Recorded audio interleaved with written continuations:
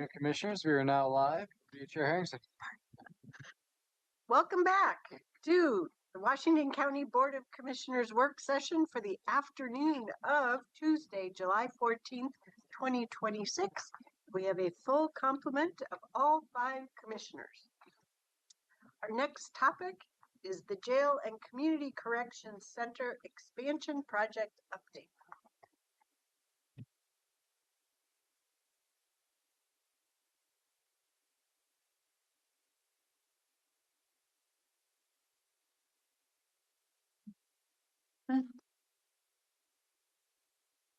All right, thank you, and good afternoon, Chair Harrington and Commissioners. We're pleased to be before you today for a Jail and Community Corrections Center Expansion Project Update. For the record, my name is Erin Calvert. I'm one of the Assistant County Administrators, and I have the pleasure of joining Sheriff Caprice Massey and Director of Facilities, Fleet, and Park, Laurel Brown.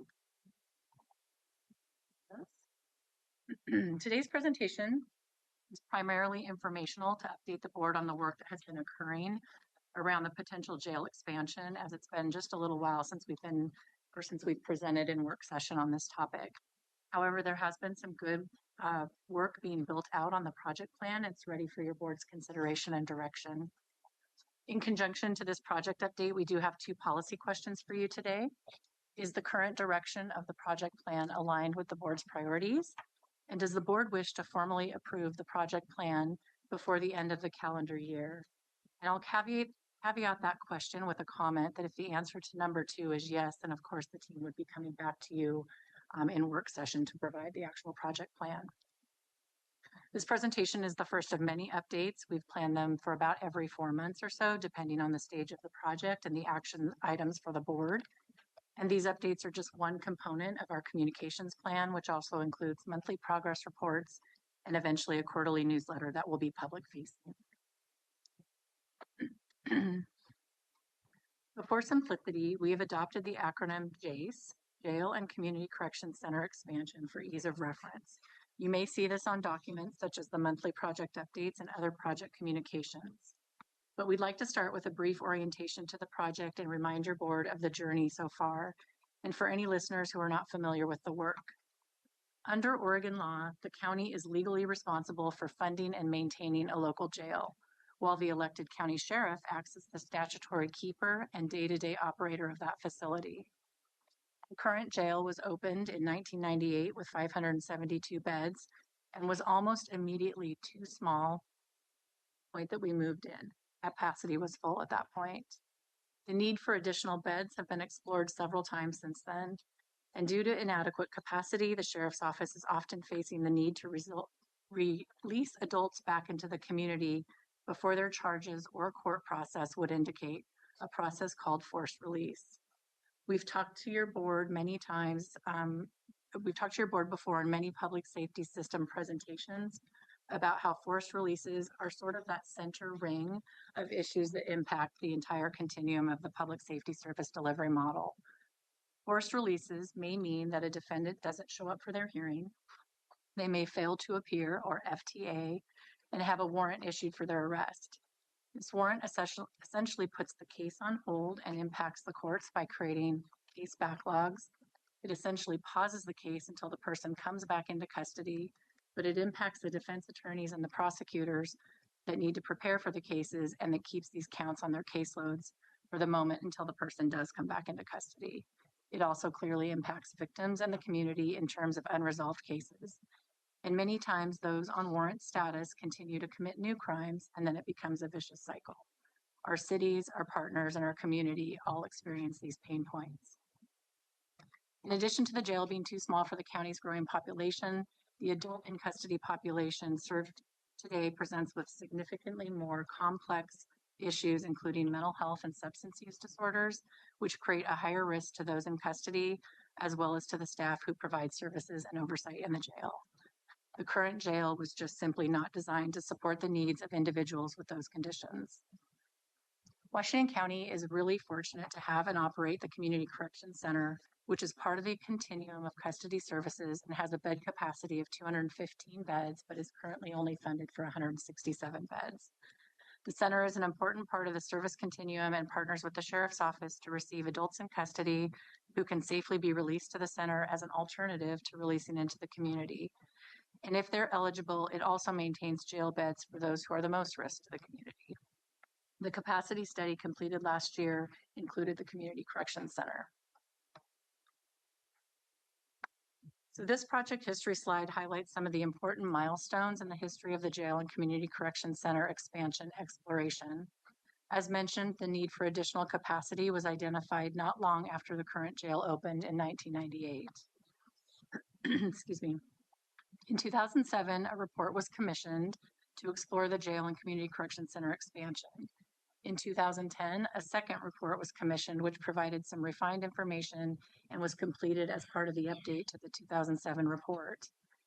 In and around 2022, jail expansion became a board priority and identified jail capacity planning as a focus area. And then in 2023, your board directed staff to develop a comprehensive public safety briefing paper, which highlighted the challenges with the current jail and the cascading and compounding issues facing the public safety system. Partly related to the inadequate size of the Washington County Jail, but it also spoke to the interconnectedness of the public safety system. Your board then directed a jail capacity study in 2024, which was completed by Matrix Consultants in 25 and built upon the information in the prior reports of 2007 and 2010.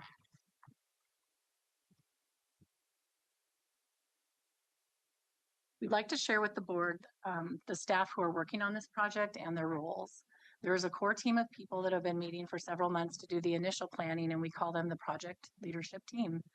These individuals represent our One Washington County approach with representation from 5 different departments and offices, including the Sheriff's Office, County Administration, Community Corrections, Facilities, Fleet and Parks, and Health and Human Services.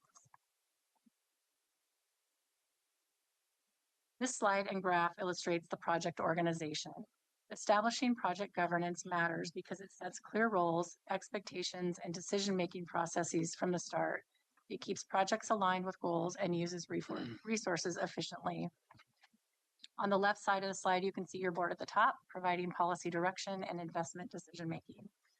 The leadership team provides oversight and direction. The project managers are in the day-to-day coordination and planning.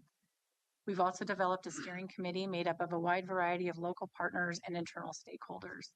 This committee will provide valuable perspectives and input, ensuring the expansion work integrates with broader community priorities. And then we'll have focused work groups, which will include special focus areas for the subject matter experts. This gives those experts time to weigh in and provide their expertise in the context of the work that is occurring, but it also doesn't bog them down in processes that get too unwieldy or long. The graphic on the right, we affectionately refer to as an eye or an eyeball. It illustrates the project organization that I was just describing. So starting from the outside and working in, the project informants encompass those subject matter experts and focused work groups, along with the steering committee and the jail work groups, for example, or jail staff. The project execution team includes 3 project managers to ensure that key areas receive adequate focus.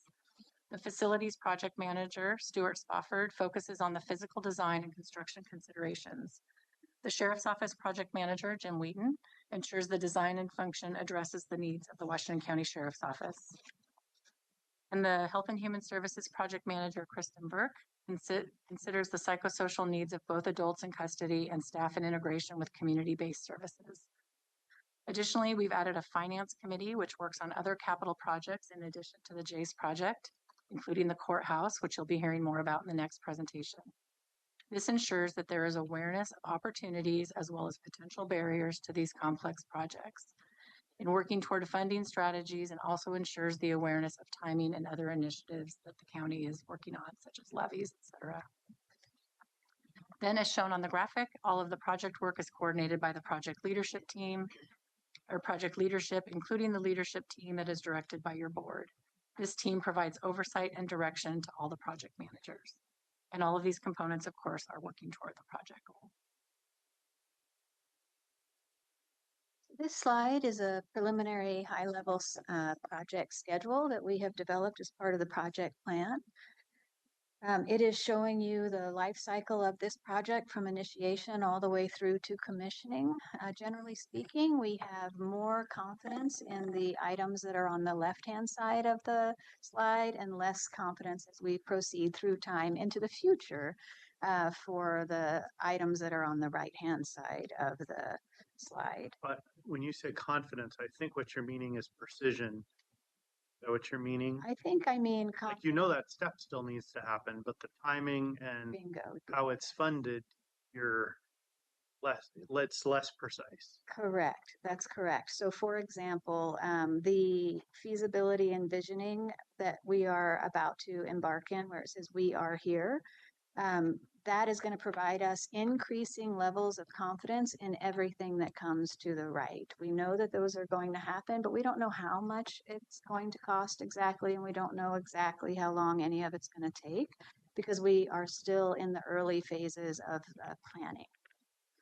Does that marry the precision and yeah, okay. So that is where we are today, is embarking on information gathering. We're in the planning phase, which is an investigatory phase in general. I think important to note are those little green dollar signs, which are making note of places where we expect to get deliverables from our consultants that will increase that level of confidence in everything that comes to the right. Each one of those dollar signs will be a moment for us to return to this board with refined cost estimates and improved scheduling. Also of note on this schedule, you'll see the gray bar underneath the execution phase, where the project team will be focused on project execution, design, construction, and commissioning.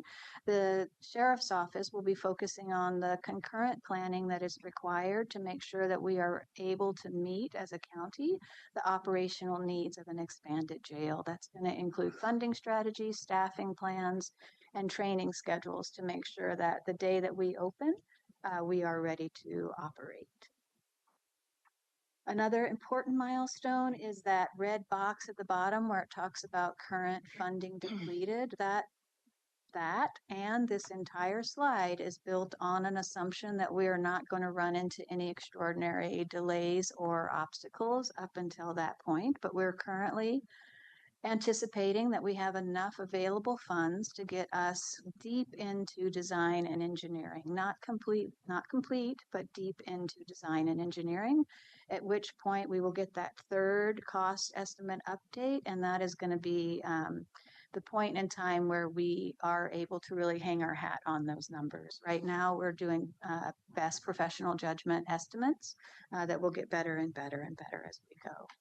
If we found ourselves in that situation where we have not yet secured enough funding to complete the entire project, that is where I would be returning to the board to advocate for stopgap funding so that we could finish at least the entire design and engineering package so that we do not lose time in the future trying to pick up a thread that was partially complete. Across the very bottom, you can see that we are already working with our finance team, the Strategic Capital Finance Committee that Aaron referenced earlier, to determine the most appropriate funding methodology for this large project, and that we are hoping to begin securing those funds in 2028.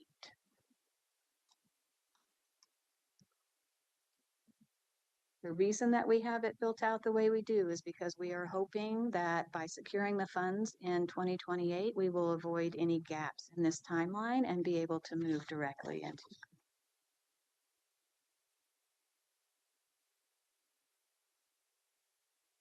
As your board is aware, the county completed a competitive RFP process for the project consultant, and this process was completed earlier. And Washington County has retained the expertise of DLR Group to assist with the work of the feasibility assessment and the financial analysis. Your board recently approved entering into a contract with DLR Group, and staff have begun engaging with the consultants on this work. DLR is a consulting group that specializes in correction settings.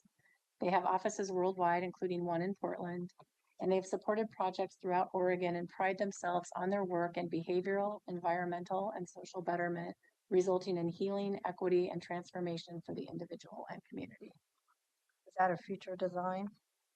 for you too? Anything is It's just new possible. design. This slide summarizes the work that DLR will do for Washington County as part of the contract. As a reminder, this work does build upon the matrix study that was completed on the capacity needs.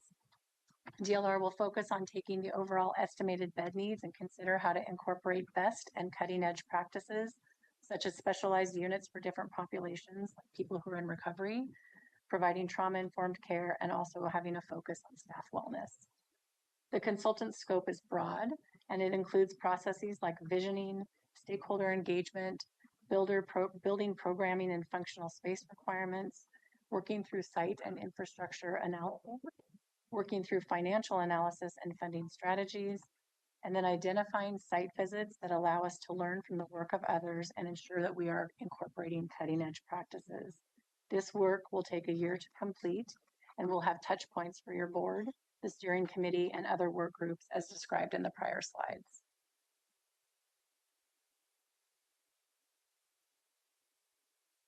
One key area of work that is actually right around the corner is project visioning and goal setting. Here, we plan to collect input from key leaders to develop project priorities and goals.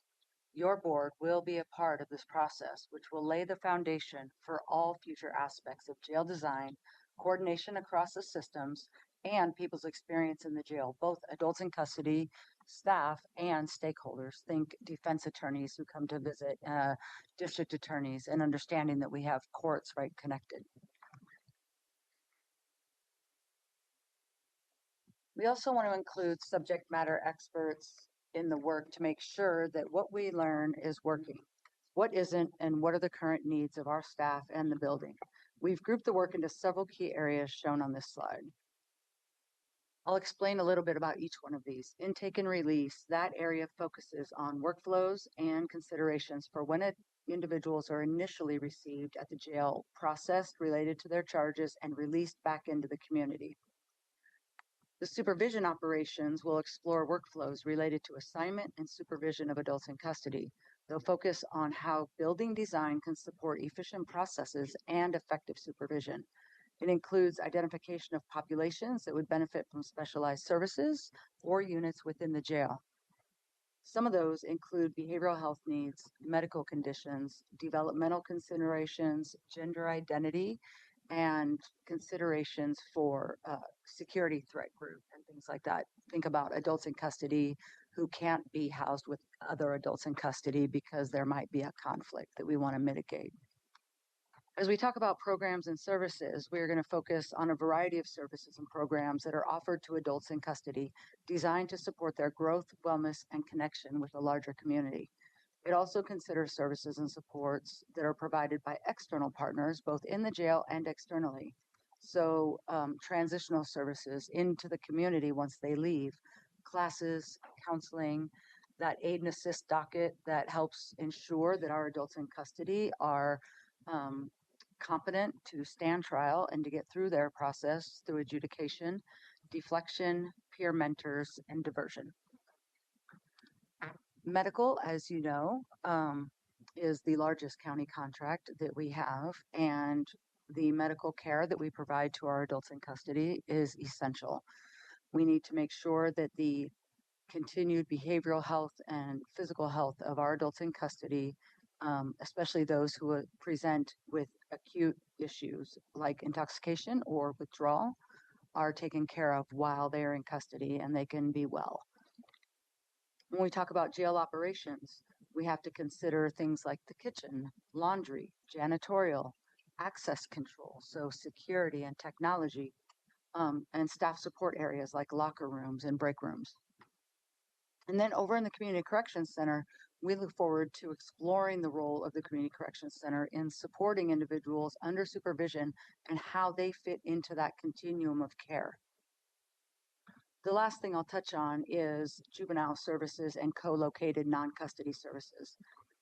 During our visioning efforts, we are going to choose to explore whether or not we could integrate any sort of juvenile services in connection or associated with the physical structure of the jail that are outside of sight and sound of adults in custody to mitigate the need to travel to other counties so that they can go through their adjudication process.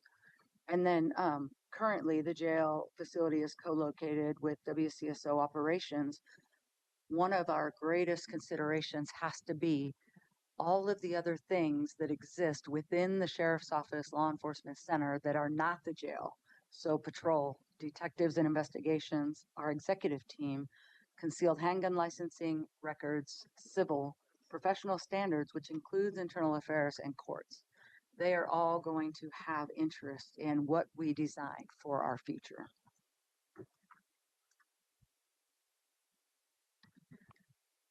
One of the things I'm quite excited about is exploring who is not just following best practices, as I've said around here, but setting best practices across the country, and what might we learn. We plan to really include subject matter expertise into this and make sure that we are out and adventuring, looking around at what other things we might be able to go glean from other places. So our consultants tentatively have identified several jails that are aligned with our vision and goal. We plan to send a team to visit these sites and learn from them, including design features, integrated services, staff wellness, release services, and connection to community services. Just as by way of a couple of the specific things that we hope to glean is here we talk about Jackson County, Missouri. Their building design supports evidence-based treatment and training opportunities, and I think it's going to give us a unique opportunity to see something that is brand new. Similarly, the James A. Carnes Correctional Center includes dedicated spaces for behavioral health support, and Yavapai County Criminal Justice Center incorporates a reentry center and diversion facility adjacent to the jail that is designed to support adults transitioning back into the community in that space between fully in custody and fully out of custody. And then Contra Costa County in California has a behavioral health and treatment facility within the existing jail system.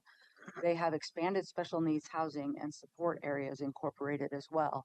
And I'm excited to see what, if any, of their setup and the supports that they have and the relationships they've developed can help inform how we might design and build for our future.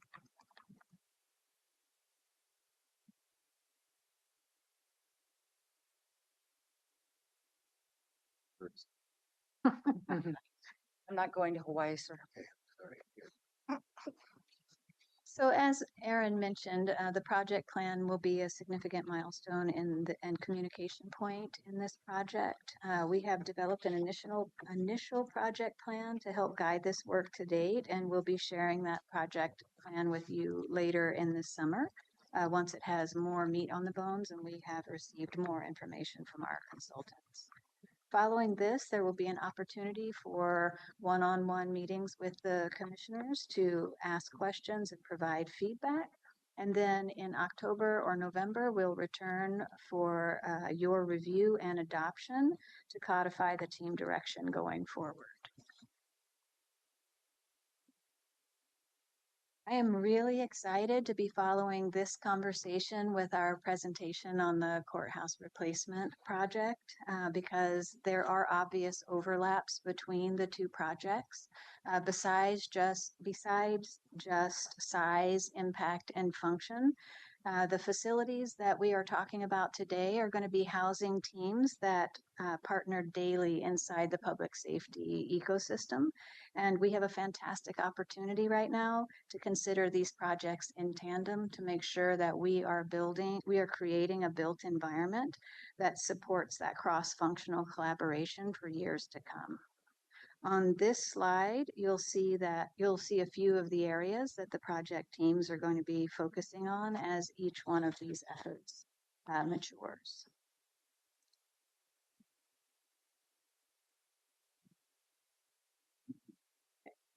So even though those are the two largest projects in our minds at the moment, there are also many other projects that are working their way through our project pipeline. This is an example or a snippet from our current capital improvement plan, intended to give a high-level overview of a few of the projects that are coming up at the same time.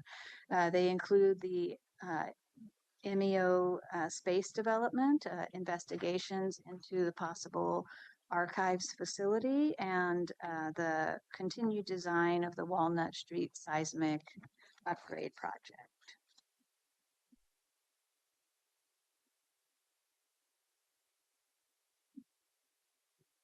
We working?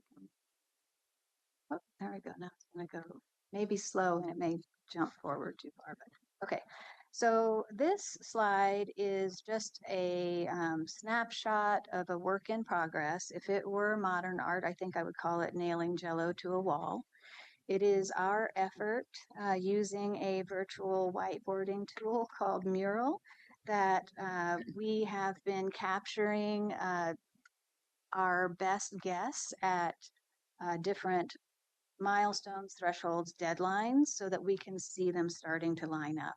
The first thing that comes to my mind when I look at this is the fact that 100% of the projects that we're really thinking about right now are in the planning phase. As I mentioned earlier, that's an investigative phase where we are really trying to think about the best product that Washington County could possibly have.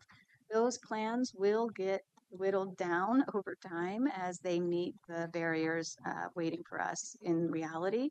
It is the most cost-effective way to develop a project, is to have that wide open visioning and planning on the front end, so that by the time we get to design, we've already thought about our needs, prioritized what we really can have and can't do without.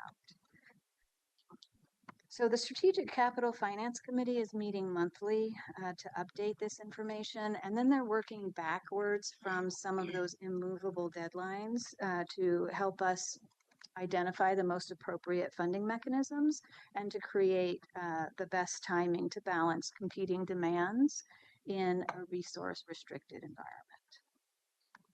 So important things to note, I think, are the little green cost estimate dots that we talked about earlier in each project. Those are identified as places where we will step forward with a little more information.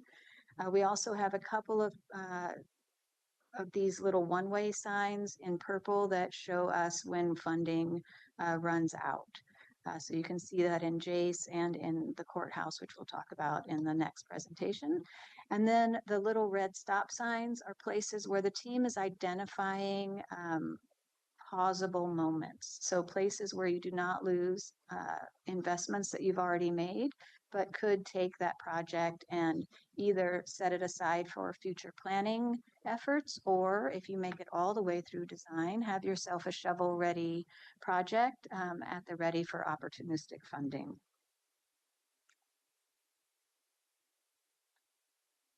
I think that's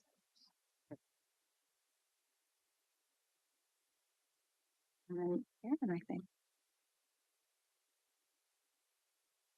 This slide is a very provisional timeline of future board actions, and it illustrates the left to right timeline that Laurel spoke about in slide 7 and puts it into a list with the color coordinating phases from top to bottom and describes some of the future board actions. This slide shows an estimated dated timeline at a very high level. It does not provide the detail of work sessions, board meetings, nor all the decision points. It's just really designed to assure you that staff are returning to your board at each phase of the project and sometimes multiple times. We expect this timeline to evolve as stages may move faster or they may slow down, related to the slide that Laurel just reviewed. I will draw your attention to the first bullet of the project plan approval in late 2026, as it is connected to the policy question that we're asking your board about today. I will also point out that this timeline assumes that funding is secured as noted above, and that the construction period is expected to take 3 years, which highlights the point that we will continue to have forced releases and capacity issues in the interim. And then finally, that concludes the Jail and Community Corrections Center Expansion Project presentation. This slide reminds your board of the policy questions we started with, and of course, we're happy to answer any questions. So at this juncture, I suggest that for questions and answers to these two questions and any other comments, that commissioners each take 5 minutes max each. That would leave us for more minutes, and we'll take stock from there. So Brett, if you could put the timekeeper up, then who would like to go first? I'll go first. Thank you, Jerry. So can we go to page 15? Numbers, my favorite thing. It would appear under 2627. What I'd like to encourage you to do is to give a total at the bottom, Sure. because it appears if if my math's good, 2627, we're about 7.5 million short in funding. Is that what I'm reading? That am I reading that correctly? It is not possible for me to answer that at the top of my head because of the way that this is built. I'm not sure how you're doing the math with the funding sources. Are you subtracting the funding? Isn't the whole CIP as well? This is a. No, this is just a snapshot of the CIP. Okay. That's what I was trying to get at. What we budgeted versus.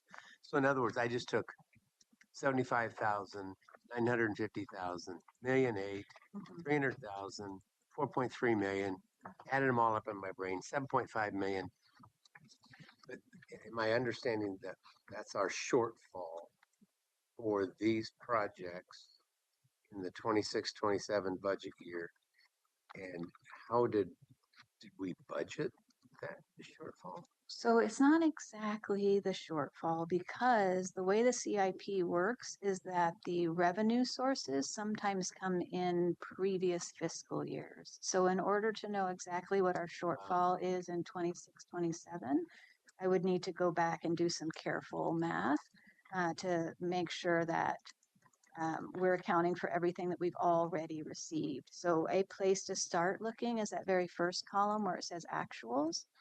You can see money that we've received in previous years. The Walnut Street Seismic Center is a really good example of that. In some previous year before I was hired, we received $2.5 million worth of gain share dollars. And it's in there, but it's not going to show up in that column of 26-27. But it is in there and it is supporting that project. And that is actually how we are working to create a shovel-ready project in hopes of receiving federal dollars for that particular project. So each one of the projects has that, have those funding sources that were received prior to the last fiscal year. And then you would have to add to it the money that they received in 25-26 and the money that you allocated in 26-27 in order to know the shortfall. A better way to maybe look at it is each one of those projects has a line called unfunded. No, not each one. Some of them are fully funded. But the Walnut Street Seismic, for example, it starts with that unfunded line. That's the revenue that we don't have. And it's showing up in 27-28. So that's where we have a known shortfall. When we bring the CIP to you, it is fully funded for the budget year that we are building. So 26-27, even though it may not have all the pieces on this page, will be fully funded because that's in an approved budget year. You can start to see gaps in the 27-28 when those unfunded amounts show up. And if we don't have a plan for those dollars, by the time we get to the budget build next year, you'll see the expenditure and the revenue pushed. That unfunded line you're describing for Jerry, that summarizes all the prior money that would have been received versus whatever the current projected gap is. Correct. Okay. It shows what we Jerry, are that's still probably a better seeing. line. Well, yeah, I think there's a couple of things maybe we could do to more clarify this. So if this is kind of a running revenue and expenses over this 5-year period of time from 25 to 31, 6 years, and we get out to the far right and it says total, I'd like to be able to see what we're looking at there. I mean, I added up those two because I was thinking, okay, that's how much money we got to raise between now and then. But I'm not sure that's the correct. I think That's why I brought my CIP document. oh, Well done. Yeah. Okay. It shows more as they're there. Right. Okay. It's that fiscal year balance that came in. There's what was there at the end of that year. We added this so that you could meet that expenditure total in this calendar. Yeah. Okay. So this is All the right. appendix section of the CIP. So this is a really, to me, this is a really good snapshot of the financial side of this, because everything else in this was really good. It was good information, things like that. This particular thing confused me more than it answered So, questions. So Sure. Still have to answer question 1 and 2. yes and yes. So as a follow-up, staff will just send to the board, so it's readily available in your inbox, link to the capital improvement plan. And Commissioner Willie, I think that you can have some fun diving deep into the capital improvement plan, because I know I do, to get a more holistic picture, because this is just one page. Yes. Yeah. Okay. Yep. And yes, Who's next? yes and yes on the two questions. If I can go. On the policy questions, my answers are yes and yes.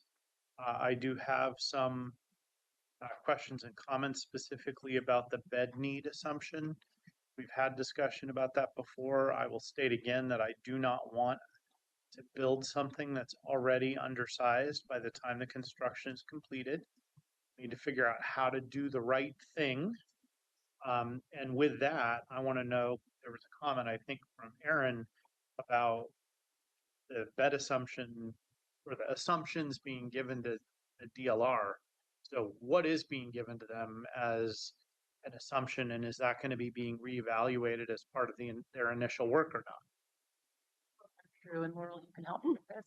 They were given the matrix report and looking at that, but if you might remember, the matrix report did produce some numbers with a whole bunch of different scenarios, and we are taking that information and using that again through visioning, like putting it back into the equation of conversation. So it was not a finite or final bed number. I don't know, Laurel, if you want to add it. That's correct. I think that DLR will be taking that matrix report, and they will be using it as a baseline place to start asking questions. But through the visioning process and the stakeholder interviews and even the site visits, that number will be refined to make sure that it's meeting our needs and the sheriff's office goals and values. For the future.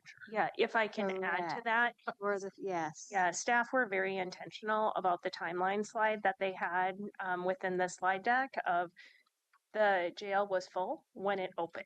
And so we heard that feedback from the board. Let's not repeat what we have experienced of opening and being at full capacity and then having the same challenge. At the same time, wanting to be mindful that it is public dollars that we are using to build a facility. So the size of the facility needs to be backed by data and current and future use needs. I will hold my comments on co-location for after the second presentation. That's all I've got. Who's next? I could go on this, I think. First question, yes. Second question, yes. My comment is, I don't know if this is going back, but the leadership team, and I think you caught my attention, Sheriff, when you mentioned the DAs, the district attorney, I think it was, that's one more. No, one more. There you go. Yes. The leadership, I think of the One Washington County approach caught my eye, and I feel like obviously this is a project that the county commissioners will have to sell, and following what worked for me in the past is having a commissioner as part of that process. For example, being with you, Sheriff, and the district attorney, as well as the chair and Commissioner Snyder, was very helpful, as well as the subject matter experts, the staff. So I feel like this project leadership team isn't, in my eyes, isn't complete. I see the Board of Commissioners missing. Yes, we are the decision makers that eventually will approve, as well as the district attorney's office. I'm not going to specifically say. And also what caught my attention is, if you could go back one more, I did catch this one too, is I think we have to be, have a bit of a strategic foresight. And since we have the sheriff there, as an elected individual, as well as this is your bread and butter, I feel like you have to be there. I see a bit of a power imbalance in this confirmations of it. So I just wanted to throw that out there to see, like, is there room for one of the commissioners? And I didn't mean to volunteer you by pointing to you or to anybody on this side, but and then as well as the district attorney's office. Hold that question to our remaining last 5 minutes.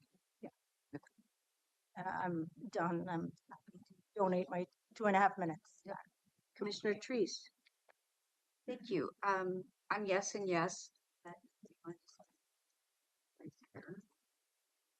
Could you go to, I think it's slide 7. So this the scheduled development slide. Thank you.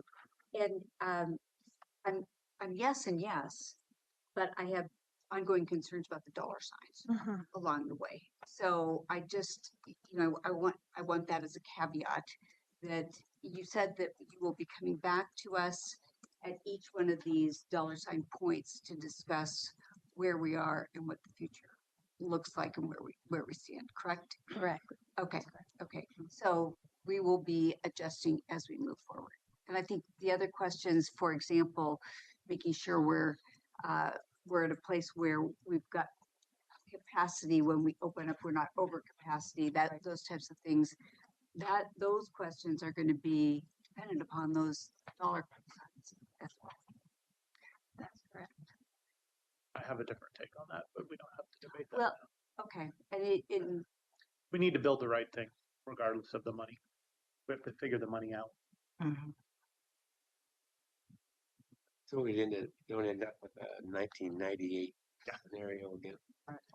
Well, and I've just seen that way too many times in the public, where we're building the wrong thing because we couldn't quite afford it. And then people live with that for 30 years. It's not good decision making, in my opinion. So while I don't, this is her time for questions and comments. well, and I am going to respond to that, because while I agree with building the ideal situation, I think we have to take into consideration as we get down the road what the issues are that might make it less ideal. Is to me, that can move a bit. So I just want to hold that out there, is that I don't think we should hold ourselves to just one concept in terms of the ideal. Okay, I'll go next. Thank you. I'm yes and yes. This is great material. Thank you for the various improvements. The operation plan to execute the strategy is much clearer to me as a result. I would like to see that you include a couple of pieces of material in this packet, and then with every subsequent work session or board meeting on this topic. One is from our January 30th work session, the updated slide that shows where clients of the jail come from. Then from the May 12th work session with the quarterly report from Q3 of last fiscal year, there is the public safety and justice stack, and the information about the Community Corrections Center information. Very useful. We have to keep educating everybody at every opportunity. You've done the work, just include it. You don't have to present it. And I have a few tags and questions I'd like to comment on real quickly. On slide 4, I recall learning from prior Sheriff Garrett in 2021 into 2022, that in 2016, he made a request for the board to get moving on an expanded jail, and that request was put in a drawer.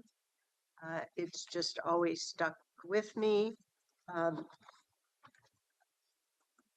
I just, But it went with the study that was 6 years old already. So yeah, I mean, it was a problem. So my tag fell off of the next page, so I'm just going to keep going. I'm in support for the possible site visits of the project leadership team and just have them give us a good summary trip report as a result of that. On the future board actions, you know, you've done a good job of reminding me in the different slides that at this juncture, 2032 is when the operational timeline comes through. So this, as you've listed, these key milestones are much clearer to me now. And there's a real dependency on having an ownership board from the full board, which speaks to how the full board is the liaison set. But I'll reinforce it, 2032 opening depends on these dates, and that's an awful lot. On number 2, absolutely, not just yes, or the whole timeline falls apart. Then in this political environment, I'm hearing lots of platitudes with regard to social justice while omitting the need that murderers, rapists, child abusers, domestic violence offenders come through our county jail and through our county state courthouse. So an ethical leader doesn't hide from these responsibilities for our public safety and justice stack. The last comment that I would make is with regard to the project organization. I think it's important oh, that's where my tag fell off. There's, I would add another circle with fellow travelers where we have mayors and city councils, and community would change from project informants. I think there are some community experienced members that go in project informants, but general community goes in that fellow travelers. Our community engagement groups are part of that as well. So there's community general and then our county district aligned engagement meetings. State legislators are also in the mix because there is a role between the jail and the prison, and the jail and community corrections role, which I'm forgetting. I mean, I'm concerned they're forgetting all the work that was invested on the white paper. I also believe strongly in communications and engagement strategy and an ops plan. Usually fill Ms. Angie's whiteboard with an ops plan that goes to that strategy. So I understand what you've presented here and that the project leadership team is the internal project planning group as you described. Both the district attorney organization and the defense organizations are part of the project informants and need to stay there. But the reason why I'm over my 5 minutes, but I'm in agreement on the sheriff's office involvement. Oh, look at that. We have all 10 minutes. So, wow. Commissioner Fye, you were the first to and only to make a request that is not in line with this presentation of the board being in the leadership role together.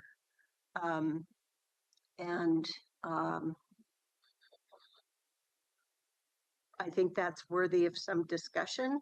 Also, you just talked about, in your opinion, the sheriff's office has a power imbalance. Well, they're the ones who live and breathe the jail every single day. And the district attorney's office, they're the prosecutors. They don't live and breathe the jail. So the way that the sheriff's office does. So that's why I don't agree with your suggestion there.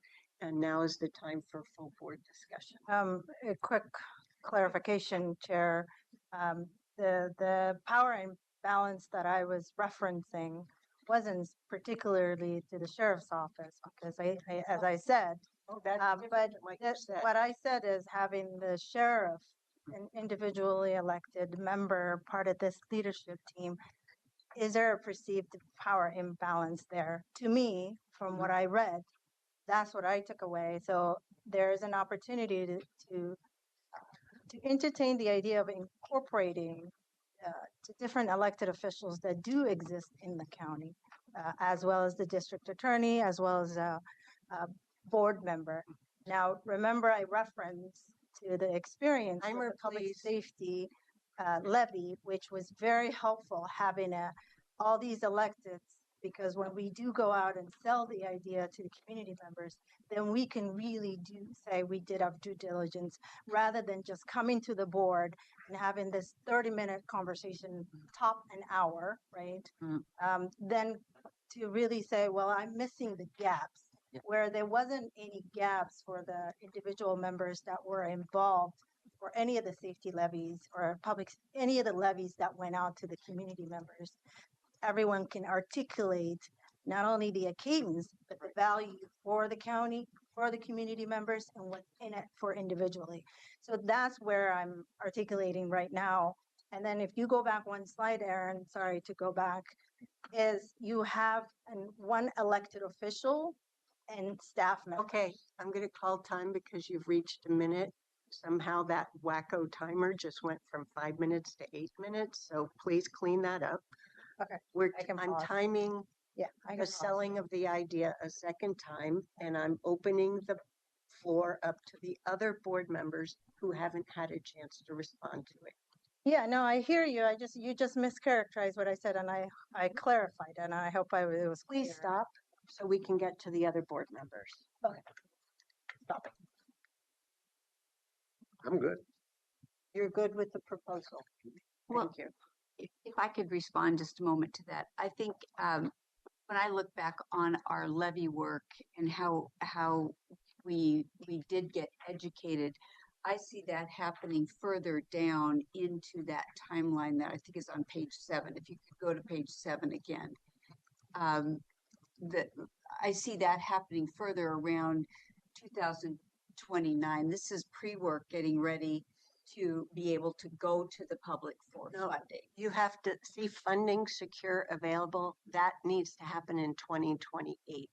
So after there is a design, then you're going to know what that dollar sign firms up to for the board to then figure out how it's going to get that funding secured. And that's what I'm saying is in that process that definitely I would say commissioners need to be involved because we will be communicating with the public or any commissioners on the board at that time will be communicating with the public because staff can't.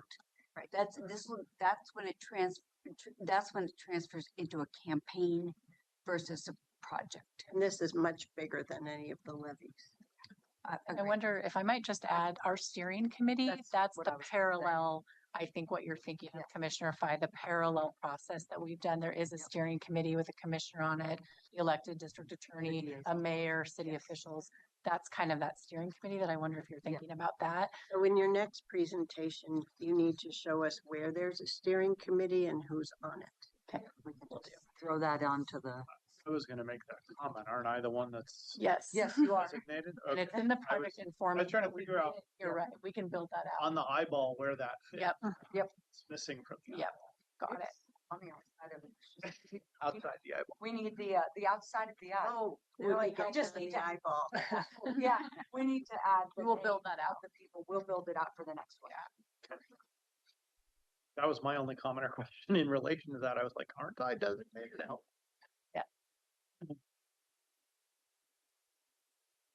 Okay. I think we've given you all the direction request for today, and you said you'll be coming back sometime later this summer with the Yes. project. Yes, with this Yeah. information, we'll build out the rolling agenda, so you'll be able to see that coming up. Oh, And just as a reminder for your August roundtable, that is when staff is, to the best of our ability, having the set for the last 6 months of rolling agenda. So it'll be programmed. I was remiss in bringing voice to a request that I've made to Ms. Angie a couple of times, that the project updates that we get need to start including some of the other diagrams that are foundational to this. Yeah. And then getting that to the mayors and city councils, those fellow travelers on a regular basis. That's great. Thank you, Chair. We have started working on that based on some of the feedback we've gotten. We'll I like incorporate the that. graph. Fellow travelers. That's my first time hearing it, but I like it. Fellow traveler. Thank you. Good work. Thank you. Thank you very much. Thank you.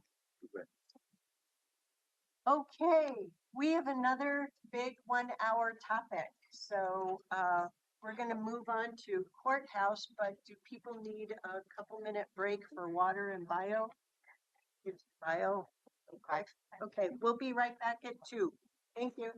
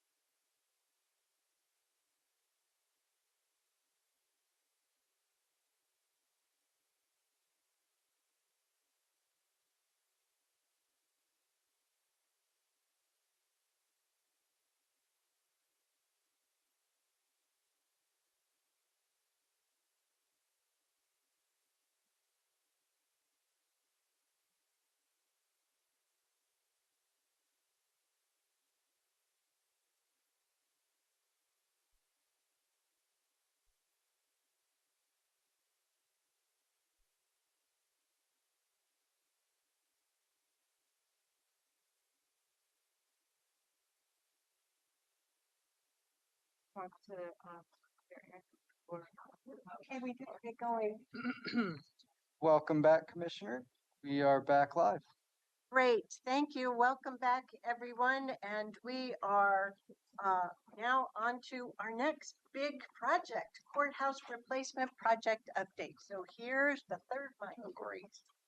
Thank you, Chair Harrington. Good afternoon again, Chair Harrington and Commissioners. For the record, I am Erin Calvert, one of the Assistant County Administrators. And for this presentation, I'm pleased to join Laurel Brown, Director of Facilities, Street and Parks, and Brian Robb, Facilities Senior Planner, for a courthouse replacement project update.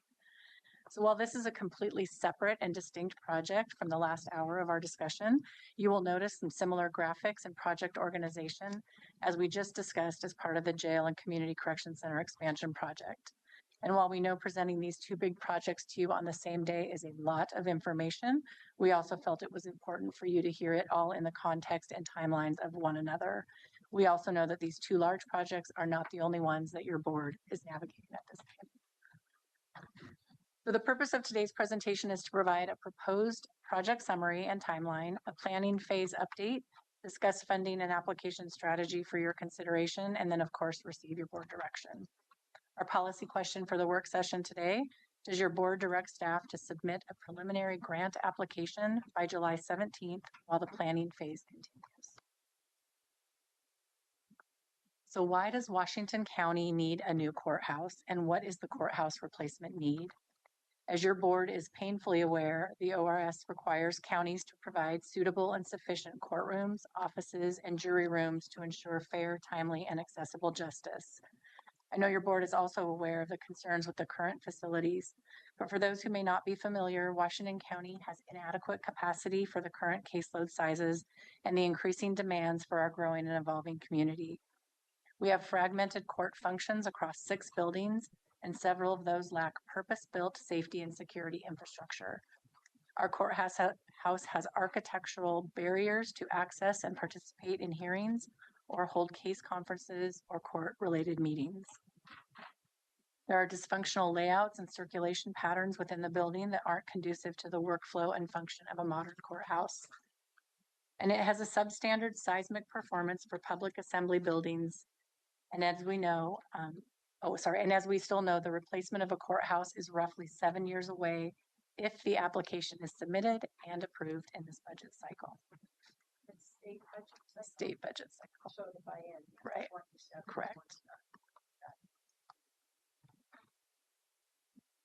And of course, all of these concerns have impacts. In real life, this looks like limited space that leads to delayed justice, shorter hearings, and less consideration of case details. This isn't because the judges don't want to hear cases. It's simply because we are at capacity for judges and space to hold hearings, and yet caseloads and docket time continue to increase. Community members using mobility devices and serving on a jury are unable to enter jury boxes in many of the courtrooms. In-custody defendants move through public areas encountering witnesses and prosecuting attorneys. Attorney-client conversations happen in non-private or confidential spaces such as hallways and bathrooms. The jury selection rooms are cramped and flood-prone, and our inability to add courtrooms delays new judges being funded by the legislature. And our overcrowded and seismically vulnerable building creates significant risk in the event of a Cascadia subduction zone earthquake and creates a risk to continuity of operations in the event something happens. Here's your timeline slide and a little bit of history. The Washington County Courthouse was constructed in 3 phases in 1912, 1928, and 1970. This slide highlights some of the key dates and milestones, and this timeline is well captured in a courthouse memo that was submitted to your board on November 7th of 2025. In 2002, a seismic analysis was completed, and it was determined that the facility does not meet seismic standards. In 2008, a statewide courthouse assessment was completed, and the courthouse and the Justice Services Building were placed as the 14th and 17th building, respectively, in terms of highest need in the state. In 2013, the state funding program was established. This was in response to a widespread seismic need throughout the state. In 2021, the board took local action by approving the courthouse planning process, and engagement with the Courthouse Facilities Task Force began. In 2022, at the direction of the board, Staff submitted an application to the task force to prioritize planning funds for 2023. And as part of that application and decision in 2023, the board committed to and took action by approving the capital improvement plan to identify $1.25 million in matching funds using strategic investment plan or SIP dollars. And as you know, also hired a senior planner, which showed the county's commitment to this project. As you also know, Washington County was not funded this year. In 2024, the legislature assigned a new judge to Washington County, and because we're out of space in the courthouse, your board approved the investment and construction of a new courtroom at the Law Enforcement Center. And then after another attempt at submitting an application for planning dollars in 2025, Washington County was awarded the $1.25 million in planning dollars. In December of 2025, Washington County submitted a placeholder application for construction funds using very early cost estimates. And then finally, as you know, this year in 2026, a space needs assessment has begun with the National Center for State Courts, or NCSC. And NCSC has been out in May for their first site visit and will be returning in August for another site visit. And the report should be finalized in November of this year.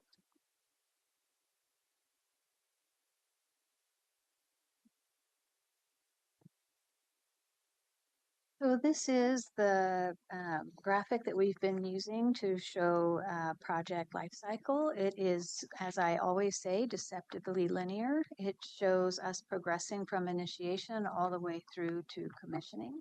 And often we are able to progress in this fashion in a nice, orderly manner. This is not that type of project.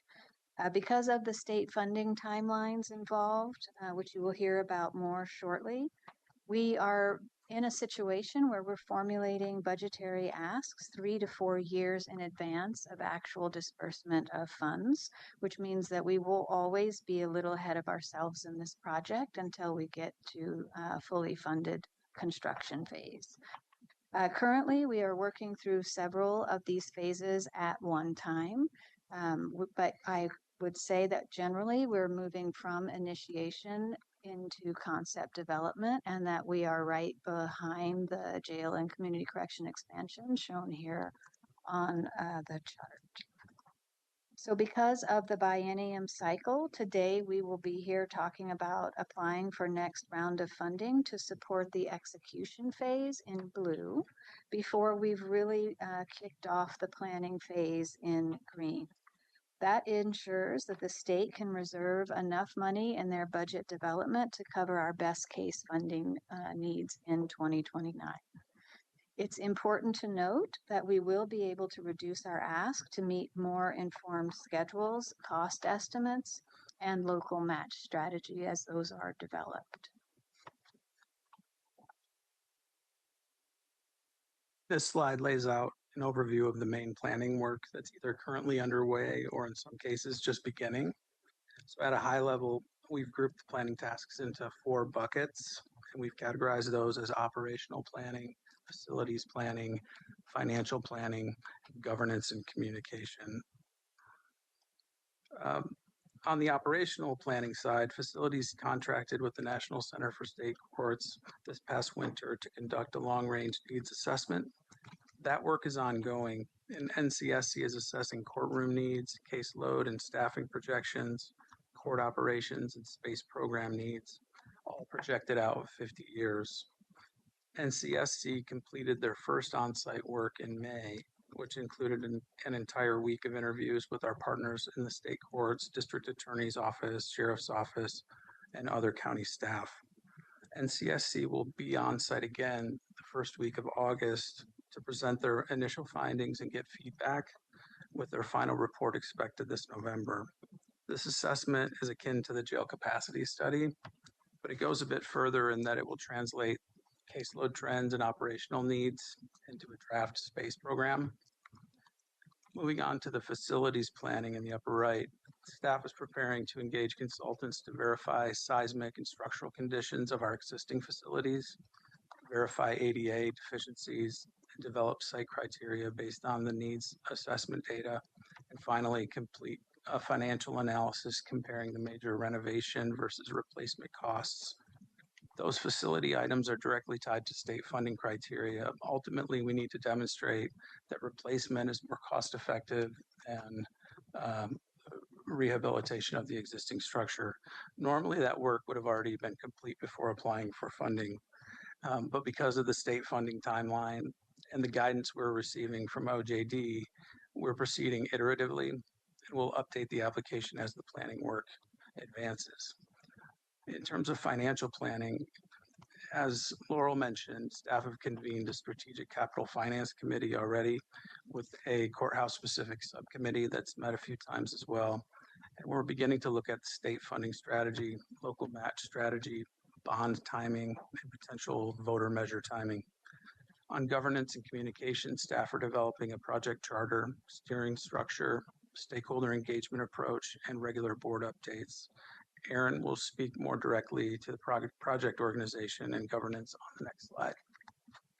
Thank you, Brian. So this will look familiar to you now. But just like the slide that you saw in the jail community correction center project, this slide does show the project organization, and it really is structured just like what you just saw. So as Brian mentioned, some of these build outs are still in progress. This is not as far along as the jail capacity project at this time. But again, starting in the left side top of the slide, your board is at the top providing policy and investment decision making. The leadership team again provides the project oversight and direction. We have a senior planner, Brian, who's holding all of the coordination and planning right now. There will be a steering committee created soon, which will meet many of the stakeholders and partners and will provide opportunities for input. And again, I think that can take a parallel path of the steering committees that we're used to seeing. There will also, just like the jail, be focused work groups. And this is where the subject matter experts will be engaged on specific focus areas, ensuring the perspectives and expertise are considered as part of the work. So again, looking then more specifically at the graphic, you can see the project informants and that the steering committee, judicial staff, facility operations team, work groups, those subject matter experts are going to be involved in that. And I imagine if we are building out that next layer of the last graphic that we will do the same for this project. The project will be executed by a team to include the capital project manager, trial court administrator, a project coordinator position that will be in recruitment soon. And then again, the finance committee, which will be looking at all of the major capital projects to ensure there is coordination and planning. And then project leadership from your board and the leadership team will ensure that there is oversight and direction and that we're able to reach our project goal. This slide summarizes the state program that makes the courthouse replacement funding possible. The Oregon Courthouse Capital Construction and Improvement Fund was established in 2013, and it helps counties replace or update state court facilities, especially where there are safety, seismic, capacity, or access issues. The state uses Article 11Q bonds to match county funds, subject to approval by the Chief Justice in the Department of Administrative Services. The award criteria shown here are the same criteria we referenced on the previous planning slide. The criteria primarily look at structural defects affecting health and safety, whether replacement is more cost effective than remodeling, and whether the new facility can co-locate with other state offices to maximize state matching funds. Previous replacement recipients, some of which are listed here, show that these projects often move through the state process over multiple cycles. It's not always linear. Washington County has a long-standing need, and in the recent Courthouse Facility Task Force ranking for replacement projects, Umatilla County ranked first and Washington County ranked second. The main point for today is that OJD and the Chief Justice are encouraging Washington County to stay in the current funding cycle rather than waiting until every planning detail is complete. The slide covers the state funding process at a high level. The dates are approximate and reflect like a best case scenario if the request continues to move forward without major delays. Applications are accepted once every 2 years. Having not yet begun planning, Washington County was encouraged to submit a placeholder request to the Courthouse Facility Task Force earlier this year, under the assumption that it would be updated for OJD's July 2026 budget deadline. to help inform the Chief Justice's proposed budget request. If the request advances, legislative review would occur in the middle of next year. If bonds are authorized, OJD and DAS would later conduct a readiness review and bond sale, and with project funding potentially released in 2029. The important thing to understand is the timing gap. There's more than a 2-year lag between applying and actually receiving funds. Because of that, we will always be one step ahead of ourselves in the state process. Applying now does not lock the county into construction on this timeline. It just keeps the door open while planning work continues. There are several off-ramps. The request can be refined during the 2027 legislative process, meaning we can reduce our ask to meet us where we're at that time next year. Then the next application cycle also opens in late 2027 for funds that would be available in 2031. And before any bond sale or readiness review in 2029, the county would have another opportunity to reduce or withdraw its request if we're not ready. DAS would also review our project for readiness, and we'd have an opportunity to get out of that then. Each major decision point comes back to the board: project scope, site selection, local match decisions, design authorization, construction authorization, any voter supported strategy. They'd all require future board action. There are some limitations to the state funding.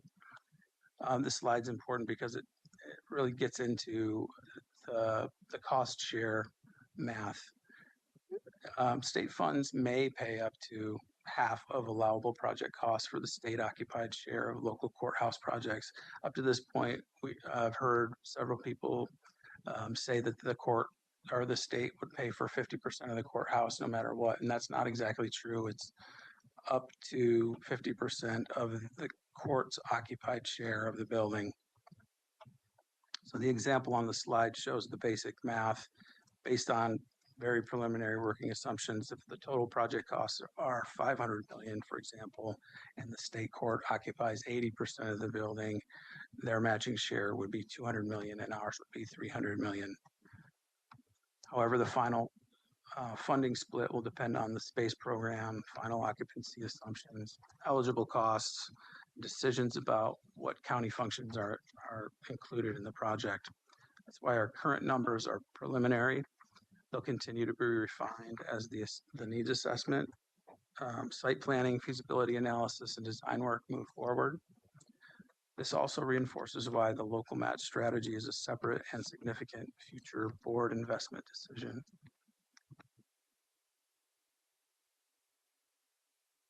Yeah.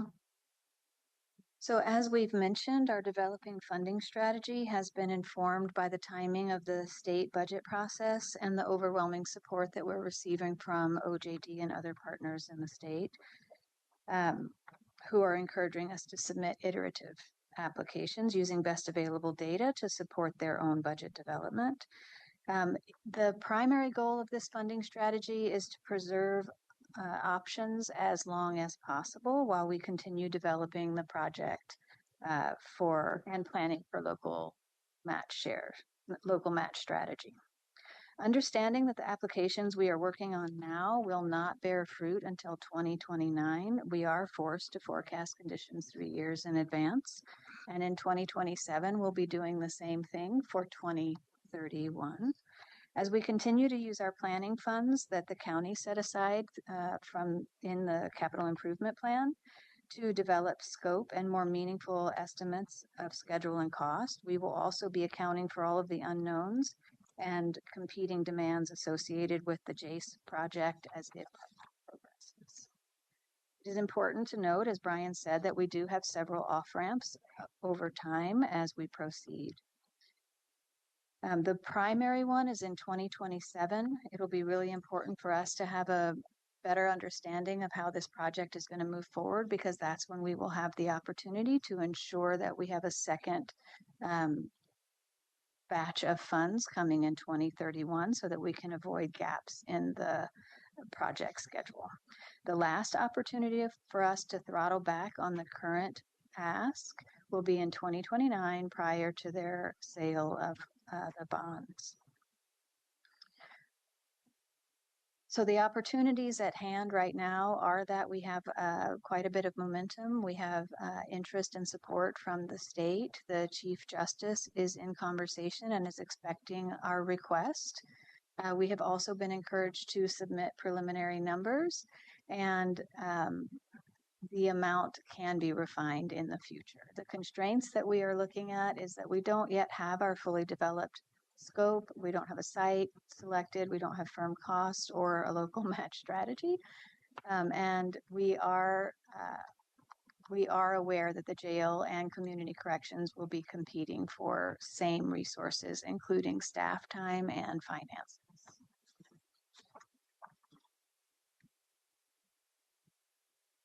So the risks of a delay, if we are strictly adhering to a linear process that requires full readiness for each application, we could lose momentum, creating delays now or gaps in funding availability in the future. We also, if the project is delayed, we will have negative impacts on the delivery of justice in Washington County, given that we are already at capacity and losing ground on case delivery. And if we do not keep our name in this hat and secure funds, we do run the risk of missing out altogether if the state can no longer support the 13-year-old capital improvement program that they have been supporting.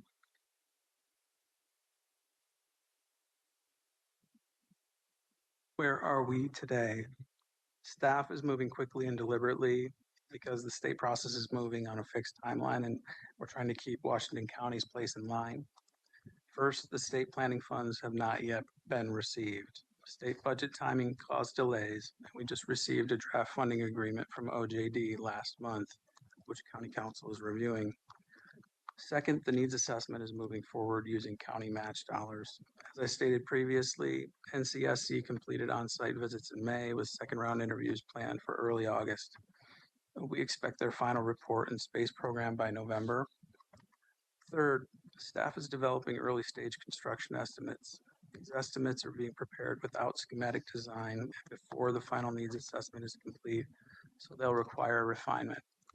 The estimates are based on best information available now, our early NCSC projections, initial assumptions about court and county space needs, information from Courthouse Facility Task Force discussions, and what other counties are experiencing with courthouse construction costs.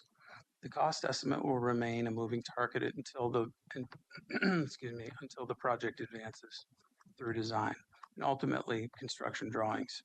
The purpose of the current estimate is to support a preliminary application and keep the state process moving, not to establish a final project budget. Finally, staff is preparing the application by updating the placeholder request submitted earlier this year. And then after applying for construction funding, the next steps would be finalizing the governance and communication structure. We would confirm the state bond timing assumption with the Oregon Judicial Department. And we would continue the finance and local match strategy work. We would submit an updated application that would be informed by the results of the NCSC study and the next level construction estimates. We would plan for the feasibility and schematic design. And of course, these steps would begin in that regular and recurring cadence of board work sessions, updates, engagement, and direction. This slide, similar to slide 7 that Laurel presented in this presentation, as well as the one you just saw in the jail presentation, also shows you the provisional timeline of future actions to include the coordinating phases, high-level decision topics, and proposed estimated timeline. As mentioned earlier, this project isn't quite as mature or advanced as the jail project is currently, and we're working through those steps. So later this year, it would include the project governance structure review and direction. And then, of course, as you've heard, we will have the final NCSC report ready to share with your board. I know this sort of states the obvious, but until there is a new courthouse solution, we'll continue to wrestle with the fact that our courthouse is too small and not adequate to deliver justice services to our evolving community.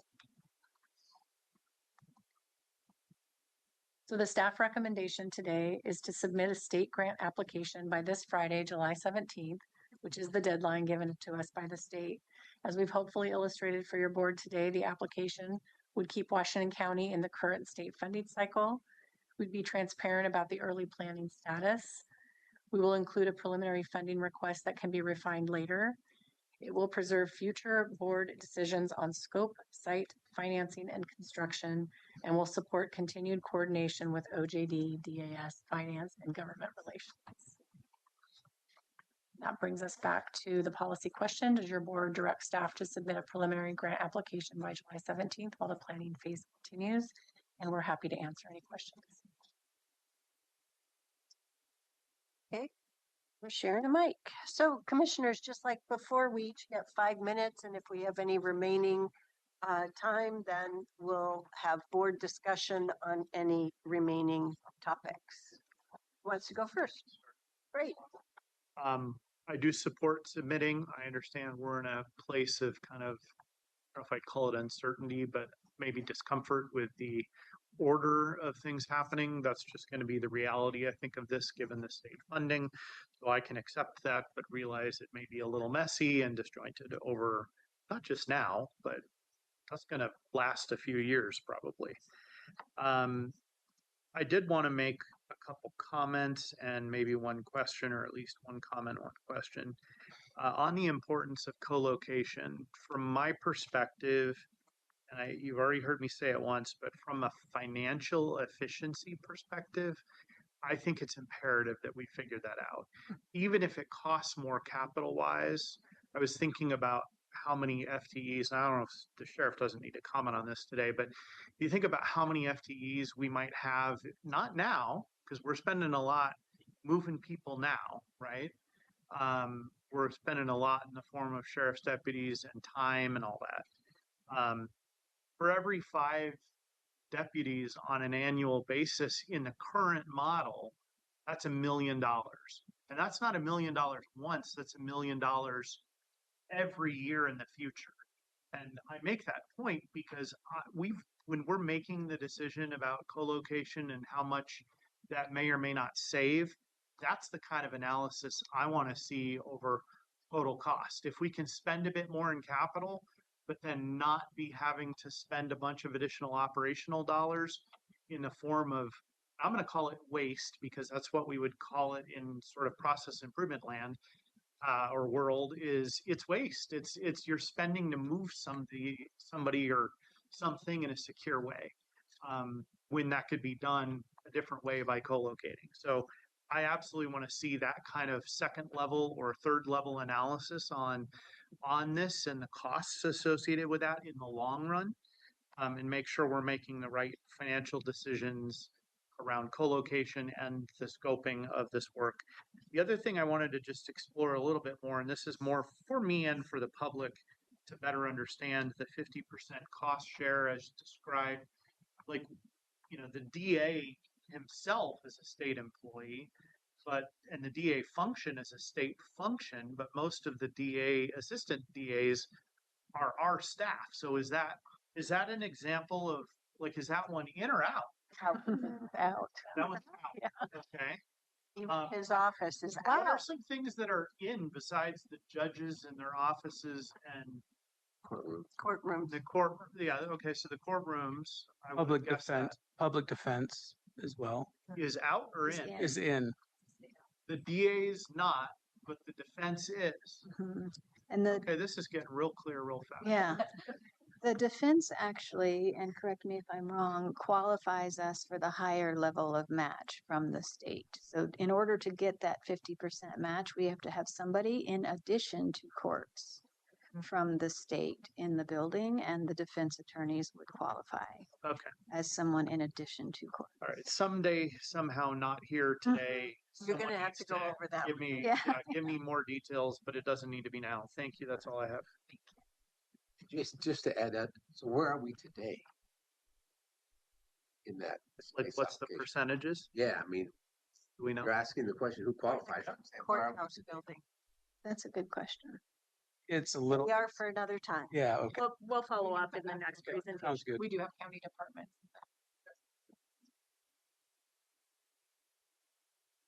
Okay, who's next? I can go. Great presentation. Thank you very much. I feel like your portfolios, you guys are busy. There's a lot, two big topics today. I support the question you posed to us.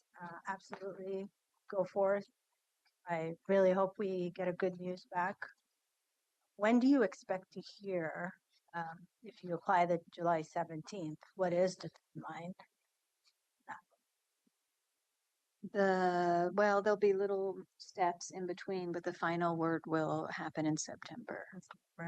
Very similar to our process where Wait a it's second, it's got to go through a whole next biennial budget. Has to go through the state legislature. correct. You won't know until June 25th. Thank you. And even then, we got granted this past March, and we still don't have the dollars. Laurel, were you meaning the OJD recommendations will be made then? Is that what you're saying is September? Well, I have to look at the timeline every time I talk about it because there are a number of steps along the way where we get information about it. You know, it has been included in the judge's ask, and then similar to our process, it has to go to a next group of people who confirm that they're going to include it in the proposed budget. And then to the chair's point, it has to make it all the way to final approval in the next biennium. We've been through the cycle 3 times. Yeah. Just for the planning dollars. Wow.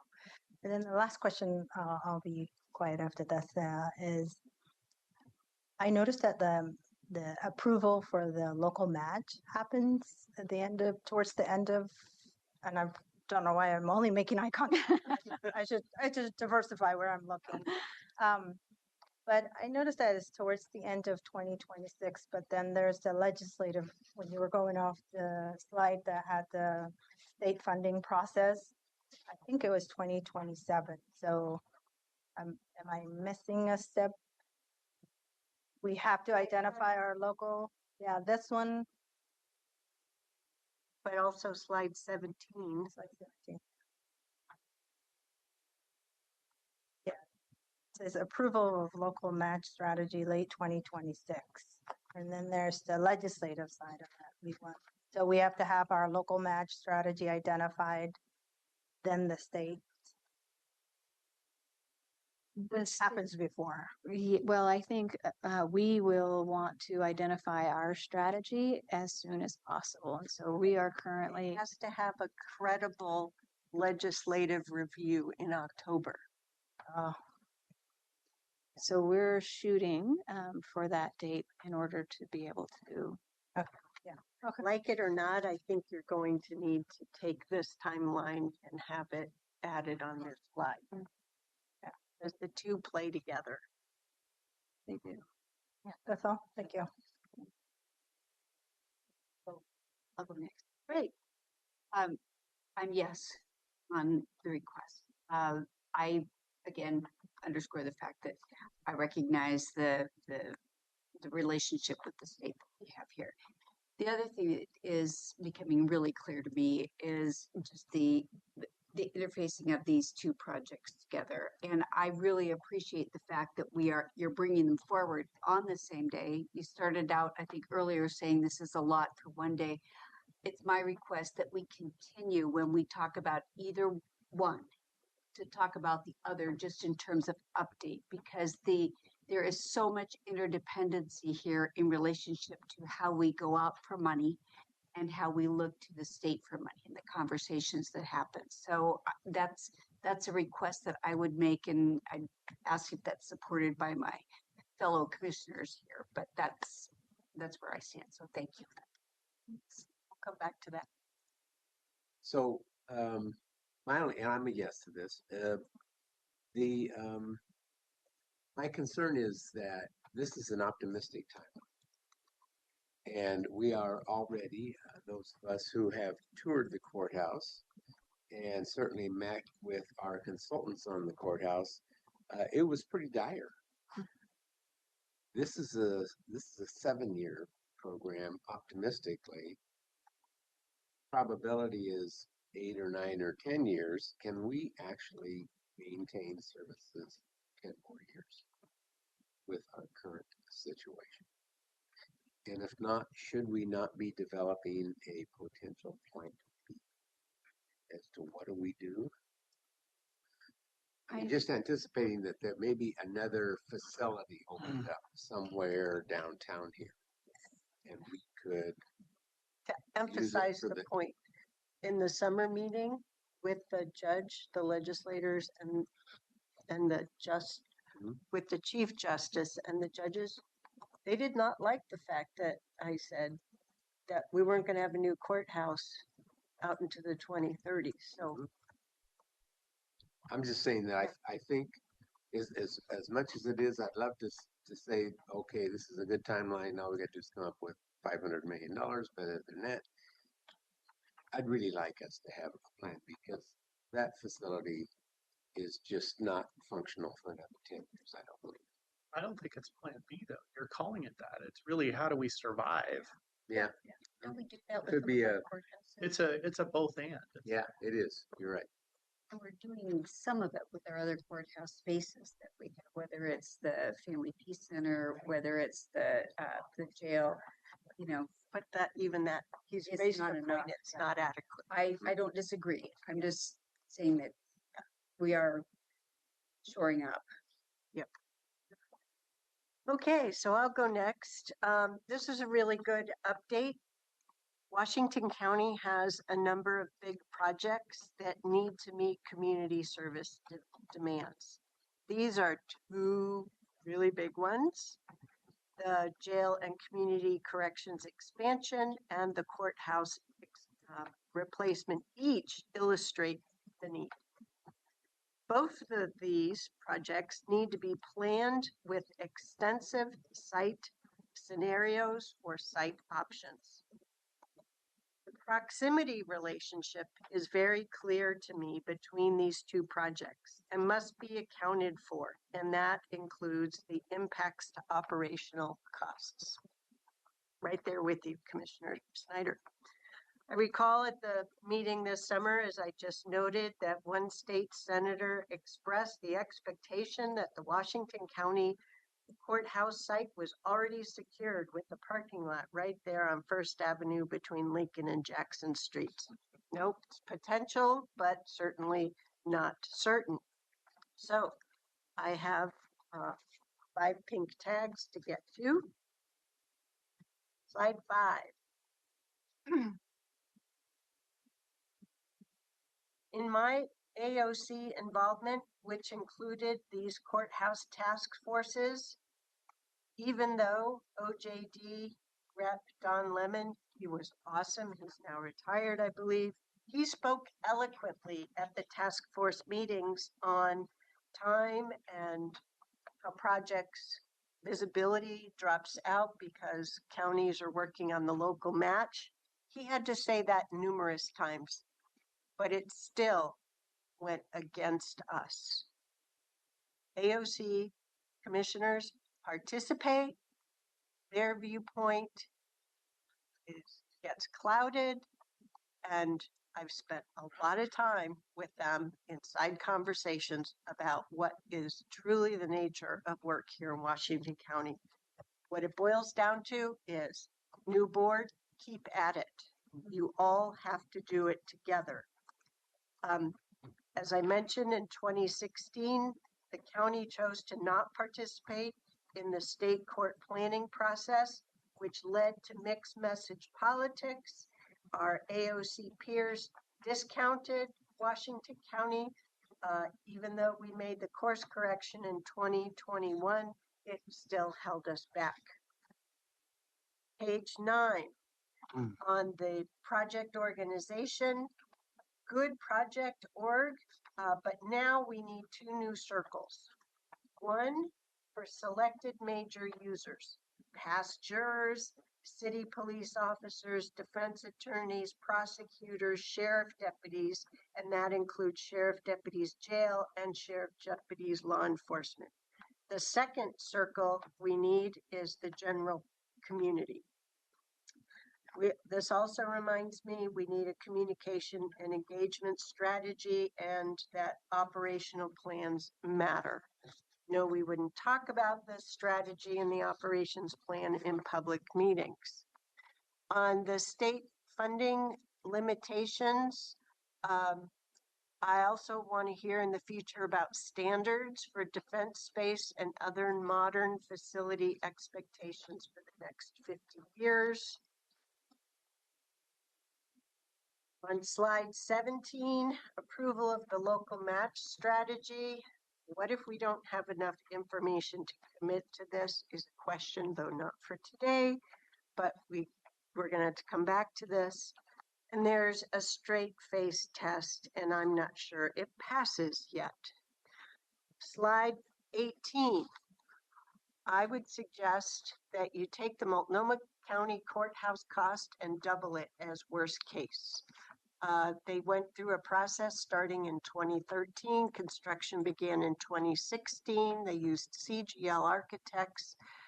Construction cost $324.5 million, and it was completed in 2021. 17 stories, 460,000 square feet, 44 modern courtrooms, DA office space, detainee holding facilities. That's all public information I got by Googling. So am I ready on this policy question? No. The straight face test information needs improvement that's still needed to make the why now clear, but board governance and financial responsibilities requires us to participate and move forward. We have to participate. So yes, but at this juncture, I have no clue what dollar you put in the December pre-app. I asked that be shared with us before today. Still don't have it. I need to know what the number is in order to be a firm yes for Friday. I don't know if it's take the Multnomah County case and double it, or if it's 500 million. But I need to know because we're going to be held accountable. I think the application that we submitted in December is 500 million was the placeholder amount that we put until we could. You heard it here, folks. Me too. 500 million is total cost or 500 million is our cost? Total costs as an estimate with the That's a I mean, we're not 7-month-old. We're not going to build 44 courtrooms. we will. I Okay. don't know because we don't have NCSC is the one who is going to start us. 50 years, Correct. 50 years. Initial estimates are 30% growth in cases. And we're Over the 50 years. over the 50 years, and we're 5 judges down now. So if you look at the total, we're looking at upwards of 30 courtrooms. That includes growth and This is very lack of preliminary. what it is now, lack of capacity now. Correct. I guess just from I like the chair's approach to just sort of back of the napkin, double the Multnomah County amount. Like I like that just generally, but there's probably a per capita rate that may need to be applied to that to some extent on, again, if it's 30 or 35 courtrooms, it's still not 44 or whatever was Multnomah County. Might be close, but 30 more courtrooms or just 30? Total. And this is just very, very preliminary. That seems totally, it might even be a floor versus a ceiling, because they have 44 now. So Honestly, the double might not be that far off in terms of cost. We're 7 years out. And don't we also have, don't we have cases that are going to Multnomah County that should be here in Washington County? Is that true as well? Am I remembering? I think the numbers there are really small though. I'm just, When a jury can choose what county to file in, but for criminal, I believe I would have to. and the reason I'm bringing that up is that I think that raises that number a little bit too. So not a lot, but So I'm assuming that we would be going in with essentially what we consider a reasonable max and then it would be refined down versus here and go up. So that's why I was thinking, okay, take their number. We know steel, concrete, glass, labor, professional services have all increased since their estimates. And as you say, that we're not going to start at best 7 years out. So I'm very comfortable with at least 500 million, but am I comfortable with $1 billion today?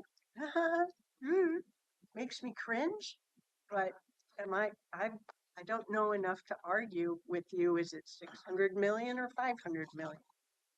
So you're going to have to use your best judgment, and then we'll come back to this, I'm assuming, at some point later going back to your timeline, and I tagged the page because I love timelines. Two of them. That approval of a local match strategy is where I'm assuming we'll have some further. I mean, it's only a little bit more. Of course, yeah. I've been thinking while we're talking about this, what we're looking at is this future end date of maybe 8 to 10 years out here. In the interim, as Commissioner Willie was talking about, we have to make accommodations along the way for our own growth and lack of capacity. Do any of those costs, for example, remodeling a location like we did at the jail, do those get embedded in? We're not making any, I wouldn't assume so, but all of a sudden I'm thinking, well, we're trying to get to the end point here. Contribute to some of that? Yeah. Well, but does the state? Pretty sure the answer is no. But No. Well, but how should we be looking at that as part of the budget? I think we absolutely should be looking at that. Facilities right now does have a short list of alternate locations if we did have magic and received a judge where we squeezed a courthouse into LEC. We do have a short list of other locations where we could do the same. It will be similarly spendy at around $5 million for each location. The state process does not allow double dipping, or has not allowed double dipping in the remodel numbers and the new build numbers. And there are some counties that are totally decrepit buildings. So I was just trying to think about making sure we met our needs along this. But remember on slide 14, it shows, you say pushes, I say it shows best case construction start date of 2031. So I added 3 years. At best, you're opening 2033 or 2034. So that's a lot of years out. I'll give another comment too on slide 10. I understand that the bonds follow the match, but I guess, is it just understanding Article 11 Q bonds is enough of what we're supposed to understand? And then on slide 15, needs assessment funded with county planning match, because that's only the planning match, Right. different from the building match. Correct. Your comment about $5 million was that roughly what you say one courtroom at a time would cost? At that time, Okay. that's how they I mean, were like right costed. now, that's Correct. We just completed LEC 1 year ago, so it's a pretty. I'm just trying to I'll keep that in the back of my head. And I think that's where we're going to continue to have the tension that you're all identifying here is OJD needs to continue to ask the legislature for judges because we are down at least 5 judges and the county will be faced with where do we put them? Yay, we got another judge and also, oh no, what do we do? Where do we put them? And so that's going to be this kind of continued tension pain point. And I think part of that planning for sustainability while we try to get this off the ground and executed involves partnering with our state court, local trial administrator and others to think creatively about how we're using the existing space now. So We have one more outstanding board question that Commissioner Treese brought up, and it is for the board interfacing of the two projects together. She proposed that when we get these major updates, that we get them in similar work sessions like today versus disjointed. Is everyone comfortable with that? Okay. Yes, with the caveat that there may be a topic that's more directly related to one of them, and I think Yes. we'll accept that. In my mind, we would accept that, but to the extent that it has contingencies or dependencies, not contingencies, dependencies on the other project, we would always want to be hearing about those together. To me is the point. So in case you didn't hear a clear yes from me, I was yes with all those troubling things on my brain. Is Multnomah County co-located, the jail? I do not believe that they have jail facilities. They do have a strong, Jails across the park. it is near, yes, correct. And they do have holding facilities on site.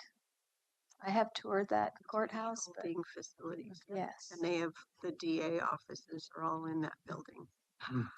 You know, I was just thinking about like referring back to when I visited the Capitol, you take a train to get to the other side of either the House or the Senate or different buildings. Maybe that is the 21st century or beyond, state of the art jail and courthouse co-located, where there's a train where you take it. Mhm. And all kinds of security Mhm. problems with that. I can, Yeah, yeah, I just, we dream We'll about leave that tunnels to and our sky expert bridges. team. yeah. I think a zip line. That's even more fun. Okay, anything to finish up this update today? Thank you. Okay, Thank good you. job. Thank Thanks you. again. So at this juncture, here I've misplaced my, here it is. We'll take a 15-minute break and reconvene at 3:10 for board and leadership communication. Thank you.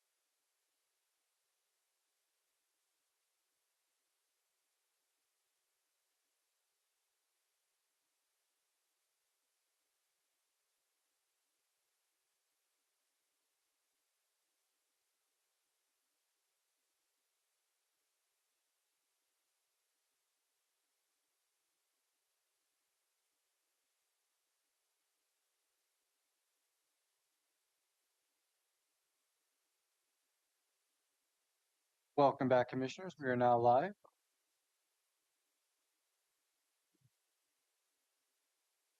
Oh, thank you. I'm sorry.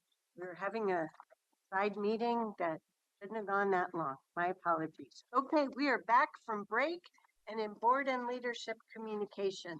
I also want to note that we have the final version of our letter to the federal OMB. So thank you for getting on that right away, Commissioner Snyder, with your return. So who wants to go first? Want to do leadership first? That's great. So I only have one item to cover with you this afternoon, Chair and Commissioners. In your email box at 1:24 p.m. is an update on elections after public testimony at last week's Tuesday meeting. Ms. Latre spoke and provided testimony regarding information provided by Dan Forrester, our then elections division manager, during the June 23rd board work session. She communicated that there was incorrect or incomplete information provided to your board at that time. We wanted to provide clarity on the first item she identified, as we believe more specific details not provided in the work session would be helpful. And this is regarding the National Voter Registration Act of 1993. So you will see that information within your email. I do want to state in review of the testimony that she provided, staff continues to believe that we follow the law and also Secretary of State guidance. Marnie Kyle will be responding to reply to your board and just affirming that. So that is in writing to your board. I will be attending the NACO conference in New Orleans from Friday, leaving on Friday early morning and returning late Sunday night, where I will be participating in the county administrator focused sessions and the county administrator board meeting during that time. And Marnie Kyle will be serving as acting. That concludes my update. Having just flown through the New Orleans airport, and I just mentioned this to Commissioner Snyder during the lunch break, when there was major flooding with a tropical storm that went through during the night. And my husband's cousin, who lives in Baton Rouge, let us know that one day last week they had 7 inches of rain in 1 hour. I just want to tell you that if there's such weather forecast, to please prioritize your health and safety, and we'll just deal with the cost. Odie in the car. Really? Flexible and nimble is the name of the game when Don't drive traveling. through flood waters like we did. Thank you for those tips. Courtney, anything from you? Yes, Chair Harrington, I just wanted to highlight, and commissioners, I just wanted to highlight, you may be seeing some more updates from our office about how our office is supporting our land use transportation planning department in local appeal hearings on development actions. This isn't something historically our office has attended those hearings only when asked, but we're now starting to staff them routinely. So you'll probably see a lot more of those updates. Vamshi Reddy, Senior County Counsel Vamshi Reddy, is helping the department in this way. As you can imagine, as you know, land use and development decisions are usually highly contentious, especially the ones that get appealed. So I just wanted to thank her for that work and let you know, it seems like right now we have quite a few actually, but they do tend to, seem like cycles. So just wanted to highlight that work and thank Vamshi for her good work there. I also wanted to let you know, and I will send you an email later this week, I will be out of the office on Friday. I will be spending some time with my family. And Deputy County Counsel Jason Bush will be on site and available. No more volleyball. No more volleyball. Okay, board communication. Who would like to go first? I can go. Mainly because I want to talk about the New Orleans rain and what I should be prepared for, because I'm going to be out next week. attending the NACO conference in New Orleans. So send suggestions my way. In terms of what I've been up to, this week I attended WCCC had their meetings. It was, as always, good discussions. We had an update, Metro, on their transportation plan, work plan, and how they're doing public engagement overview. Very robust, which also means that this week is also JPAC, so that topic will also come over to JPAC's team, in front of that team. But it was really good. Good overview and detailed timeline, and they indicated key deliverables. No concerns from WCCC, that table to raise. And then the other topic was West Side Transportation Alliance update. That was also a great conversation. Jeff came and gave an update and an overview of what they're working on and their core values. And that was a really good discussion and led to some discussion from Banks, Mayor, and and then we got an update on Council Creek Regional Trail update. That was, to me, that was a good refresher. So I don't know if that's going to come up here as well on this board. And then It is if you bring it. Okay. Thank you, Chair. I will talk to the transportation team before I commit to them and see if that's but I'll take that back, Chair. Thank you. And then Jessica did a great job of the presenting to the WCCC, the Washington County Resilience Transportation Funding options, more specifically the last decision that came out of this board, and there were no concerns raised over there too. And then this week we have JPAC. The only action item that is going to be on JPAC's this week will be, obviously there's a lot of informational topics, but I wanted to raise to you to let you know that the action item that will be in consideration is a resolution for the purpose of amending 3 I-5 Rose Quarter projects to the 2024-2027 MTIP to meet federal project delivery requirements, and no concerns there. Do you still need me to attend that meeting? No, because my flight is later. Okay. So, and it's on online. Okay. So so I'll be there. Okay. And then, so I should be fine. It's a Zoom meeting. You're off the hook on 7:30 a.m. So are we supporting amendments? It's a action item. Yeah, there's no. We formally have to do it. Okay. And then the other thing that I really enjoyed, because there's a really dynamic groundbreaking, was the Meadow Lark groundbreaking. That was fun and really inspiring project, and met the co-founder of SEBA as well, and I'm blanking the name right now, but that was a great project, great presentation. Commissioner Snyder and Commissioner Willie, you missed out. Kate Weaver was fun. Had a bit of a back and forth with the chair. That was fun. Made everybody laugh. So Meadowlark is the Oregon songbird. The osprey is the Oregon raptor. I can tell you, nobody will ever forget. Anybody that attended will always remember that. They say people won't remember what you say, but they'll remember how you make them feel. I think that whole back and forth made everybody feel good. So I think everybody will remember. I donate my 20 seconds. Who's next? I can go. Covering a couple things from a few weeks ago, since I was on vacation last week and a little bit of the prior week. I did want to report June 25th, which was a Thursday. Explore Tualatin Valley and the Tualatin River Keepers both held a joint event at Tualatin Community Park. Some highlights for me about that I thought were important is I was able to get on a bimaran, which I didn't even know what that was before that day, which is just two canoes connected together.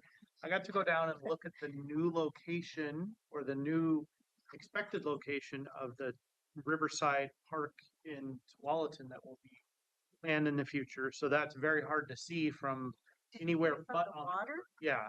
Oh, cool. So I got to see that from the water on the bimaran. Weimar. The following day was the Fiesta of Hope supporting Adelante Mujeres. I was glad I was able to attend that in an HB 2017 Transit Advisory Committee meeting. Monday, the 29th, Chair, you were at the AOC Public Safety and Veterans Steering Committee meeting. I tried to listen. I could hear very little of it. I'm sorry. When he had trouble, we texted and I went and tried to get things fixed.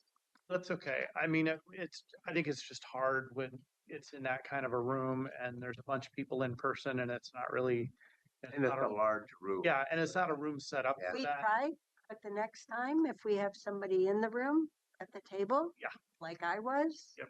text, Sure. and I'll get it fixed. Legislative. You can Because hear. Okay, I will fix it. interesting. Hybrid meetings only have value if they work. Yeah. So I tried to track what was happening, but that was hard. So I'm glad you were there and I heard you speak up a couple different times. On the 30th,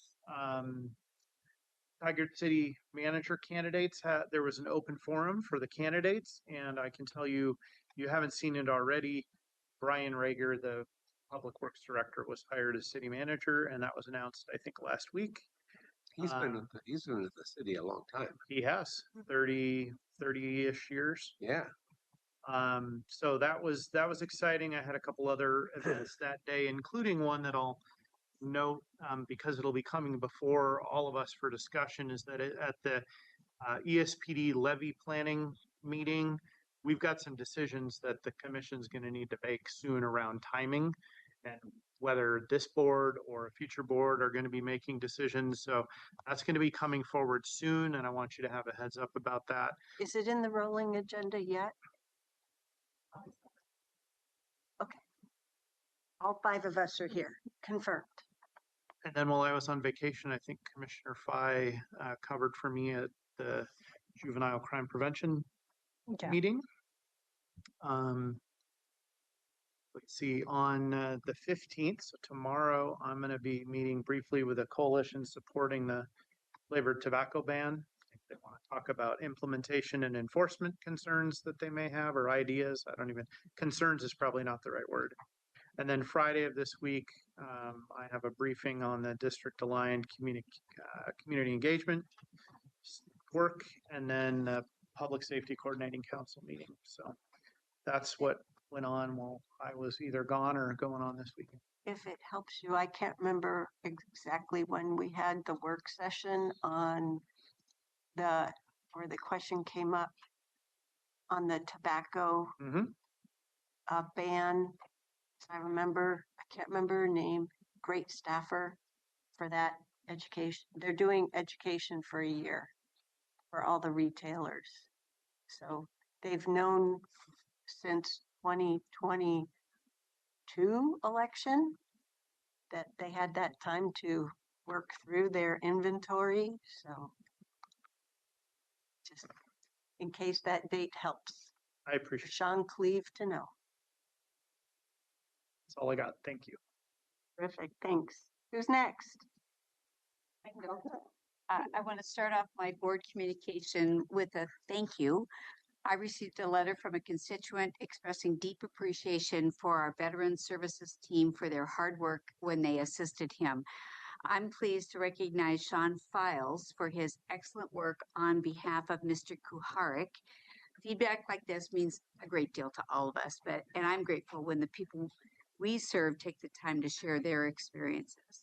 I understand that Mr. Kuharik's positive experience is not unique, so I also want to acknowledge the entire veterans team from Chetra and Yvette in the front of the office to our 6 Veteran Services officers working behind the scenes on claims. That includes Sean, Sage, Matthew, Kelly, Deanna, and Colette. they've all received heartfelt letters themselves from veterans for their outstanding work, and their strong reputation reflects their dedication and Vicki Horn's leadership. So thank you, and thank you for sharing the letter. Appreciate it. Wednesday morning of last week was the executive committee meeting of the Work Systems Inc. board. We have a new executive director, Miriam Holliday is there. What's her first name? Miriam Holliday. She comes from Washington County, state of Washington, Vancouver area, works at Citizens Collaborative. Good job. She led the meeting. We've got some organizational changes that are underway, and we're meeting budget issues. So if you hear of people leaving, changes, and you have any concerns, feel free to contact me. Is that related to federal funding changes as Yeah, well as state? some of it is, and some of it is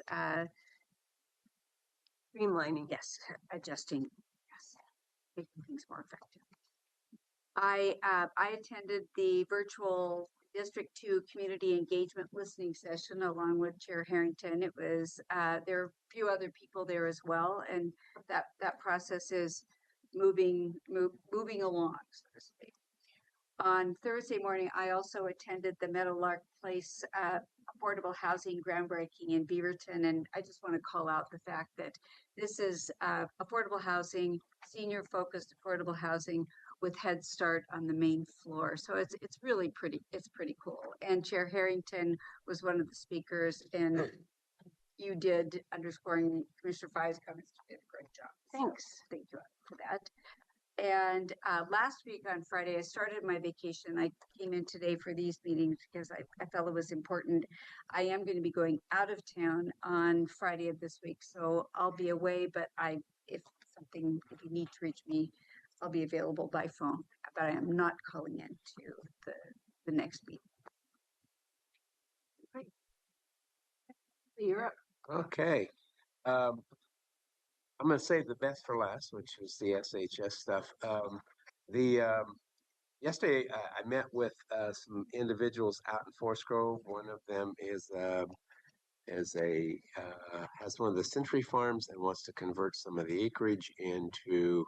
And he had met with. There's a private park and then a housing development. Right, and it's going to be very, very cool. And so they've got some specific things that they want to talk about. So I'll be meeting with him again and with Stephen to have a better conversation. But their design is really very cool. So at the appropriate time, I'll bring some of those drawings back in and show those to you. Forward you the email from Carol Johnson. No. Grace, can you forward that email from Carol to Jerry and Maida? I thought I did, but I haven't looked at it today. So if it was no, it wasn't today. So I am going to the online District 4 community engagement listening session. I've attended the one in person. Now I'll be listening to this one as well. That is tomorrow. Thursday, I'll be attending the Aging and Veteran Services Advisory Committee for a few minutes to give them an update on what we're doing here at the Commission. Also on Thursday is the Dolores Affordable Housing Grand Opening. Looking forward to that. That's at 10 o'clock. And then, so anyway, I will be there. They have a special guest speaker, evidently, that they have brought for that. And then lastly, in the SHS arena, you all have received a letter from Molly, kind of updating everybody where we are. We're trying to stay very, very focused. And Juan Carlos is doing as good a job as he possibly can, considering he's got 22 people around the table who have want to do lots of talking and have other ideas. But we're pretty focused right now on KPIs, KEIs, and goals. And we have fortunately got Metro Council to agree to push back the vote on that until September. So Jason, I will be gone for that. So you'll be at that meeting on September 12th. And so we'll be needing to get you up to speed a little bit, but we've got 2 more meetings. I think they're going to have a special meeting and then the August regular meeting too. You're going to be at the regular August meeting? I can't remember if I am here for that one or not. Birdie I don't- told me maybe not. I don't think so. I think that is. That is one that we discussed that you would need coverage too, so Yeah. that there can be in-person versus virtual attendance. I think we should put this on a board agenda for either August 4th or August 25th in advance of the September vote. Let's do the 25th because that would get us through the August 12th meeting, which there's going to be more discussion on this. And So I can explain why too, but I'll do it Okay. in my 5 minutes. So there's been a couple of things that's been added. You can see it in the letter that Molly sent you. The mayors have made their request to get some of the additional monies. They have not been specific about how much money they're talking about, where that money would come from, where they would use that money. They just said they want to be in the queue. We've known this because in former President Peterson's group, that was brought up as well, and it didn't go anywhere. So this is another formal ask by the mayors, and so we'll find out more about that. And then something that I didn't know anything about, I'd never heard of, but I understand it's a good good thing. Continuous Quality Improvement, CQI. Tanya is certainly familiar with this, and so are others, many others around the table. They want to implement that after we get through the KPIs, and then after that is there's another project, and then I think CQI is going to come back to the table. But there was plenty of positive support for that, so that was pretty interesting. So that's all I got. 20 seconds. Great. Okay, I just wanted to bring the Washington County Economic Recovery and Resiliency Report to life. It really does a great job in the key findings and underscoring the importance of programs grounded in community voice, the importance of responsive programming during times of crisis, the vital role the Washington County Small Business and Workforce Support Network played to strengthen referral pathways, share information, and offer culturally relevant services across the county, and how we were able to use one-time ARPA investments to act as a catalyst for transformation, enabling organizations, aka CBOs, nonprofits, to reimagine operations, expand services, and enhance their ability to meet community needs. Something that maybe our CBOs with SHS would benefit from. Key finding. Just saying. Went to the PAB last Thursday. We went over the CDBG policy framework, which will be coming back for approval next month. As mentioned, the Meadowlark Ground opening major project that the City of Beaverton and SEPA are spearheading. There was funding from everyone, Fed, state, Metro, Washington County, City of Beaverton, including childcare, preschool, Head Start via community action. This week, as mentioned, the Dolores grand opening. I've been riding by that project on my bike all through the construction, and they're leasing up, and it's really exciting to see the families before they got to move in show their kids just the project from outside. I'm on vacation from Friday through all of next week. Don't call me, I won't answer, but I will participate in the board meetings on Tuesday remotely. You're running the meetings, pal. Okay. I will be at the District 4 listening session is that tomorrow night on Metro RPAC. Thank you very much for the memo. I have 3 things to say. The memo was good on the KPIs. I have the question of which KPIs keep the current Washington County comprehensive solution together, and that includes the city-based shelters and the nonprofits. So which KPIs keep the Washington County solution set operating and effective in the use of SHS money. That's not clear to me at all. We've got something that works now and is meeting the demand.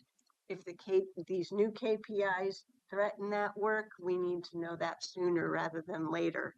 Or they're going to be saying, why didn't you bring that forward sooner?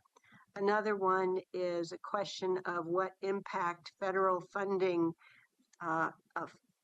has, and that federal funding change is also affecting state money, which would or might affect county housing, whether it's affordable housing or public housing. And so part of the KPIs, but also the KEIs, since it's a connected system, there's a dependency there. You know, if we want to get people out of our shelter system, we need to have affordable housing, but at the same time, vouchers are being ripped apart. On the next slides, on the draft 5-year goals,